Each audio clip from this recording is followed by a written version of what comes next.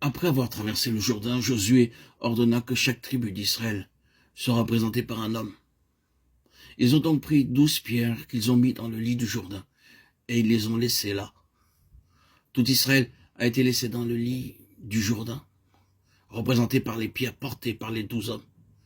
C'est ce que Dieu voit. Laissé là, en bas, dans ce lieu-là. Quelque chose est laissé d'ailleurs dans le Jourdain. Ce qui traverse et parvient sur l'autre rive est un témoignage au fait que quelque chose a été laissé derrière. Parce que Gilgal suit aussitôt cette expérience. Quelque chose a été laissé derrière. Nous ne pouvons pas apporter cela de l'autre côté. Cela doit être laissé dans le Jourdain. Cela n'a aucune place ici dans le ciel. Cet homme naturel, cette idée corinthienne de l'homme est au fond et Dieu l'a laissé là.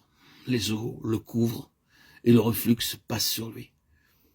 Il est en dessous, enterré pour toujours. Elles y sont restées jusqu'à ce jour. Josué 4,9. C'est la voie de l'élargissement spirituel. Mais Dieu doit introduire ce principe en nous. Il me semble que Gilgal était l'application pratique du principe typifié par les pierres dans le lit du fleuve. Ces pierres représentaient l'union du peuple de Dieu avec Christ dans la mort et l'ensevelissement. L'homme naturel, qui était tellement en évidence dans le désert, est mis hors de sa vue. Gilgal concrétise cette vérité et l'applique perpétuellement. Colossiens 2, 11, 12 confirme cela.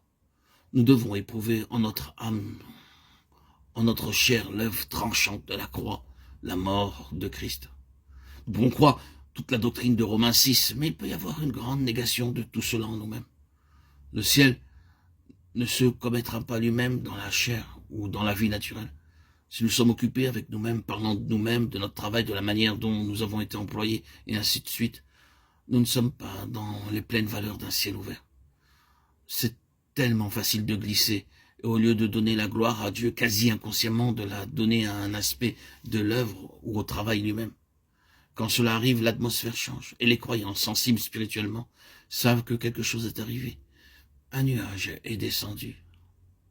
Le ciel est tellement transparent qu'aucune vapeur de la terre ne peut venir l'assombrir. Et cette plénitude céleste nécessite de la transparence dans notre esprit. Comme Josué était près de Jéricho, il leva les yeux et regarda. Voici un homme se tenait debout devant lui, son épée nue dans la main. Il alla vers lui et lui dit, « Es-tu des nôtres ou de nos ennemis?